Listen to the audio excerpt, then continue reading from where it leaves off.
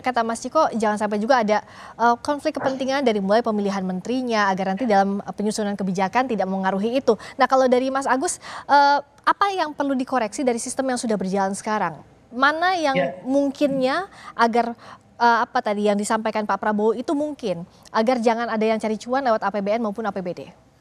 saya sebenarnya mencatat tiga hal ya dari pernyataan Pak Prabowo tersebut. Pertama, menyinggung soal partai politik, kemudian soal menterinya, kemudian yang ketiga tentu soal bagaimana proses seleksinya. Nah, kalau kita dibandingkan dengan Pak Jokowi sebenarnya di periode pertama kan cukup menjanjikan, punya komitmen, kita anggap punya komitmen terhadap pemberantasan korupsi. Sayangnya di periode kedua itu hilang gitu.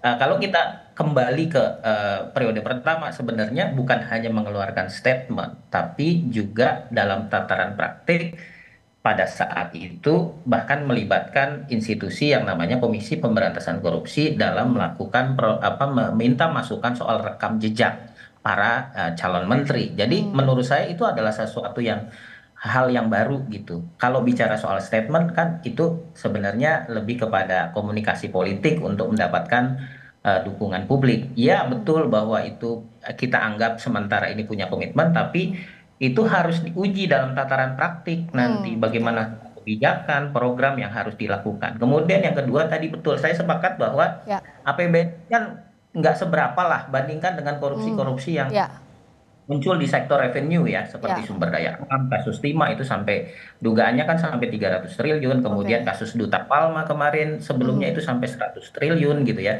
Jadi ini cukup banyak sebenarnya area-area yang bisa kita cegah dan itu nantinya bisa berkontribusi justru kepada APBN. Kalau APBN kan ya ya, ada kasus-kasus pengadaan barang dan hmm, jasa umumnya kayak gitu ya. ya, Kemudian oke. hal-hal lain seperti permainan proyek gitu ya. Hmm, Jadi ya, itu nilainya paling 340 miliar paling hmm, banyak gitu ya. oke. Atau sampai 1-2 triliun. Nah, itu yang menurut saya juga harus digarisbawahi oleh Pak Prabowo dan timnya nanti. Nah, yang ketiga menurut saya yang paling penting adalah bicara soal partai politik. Ya, parpolnya.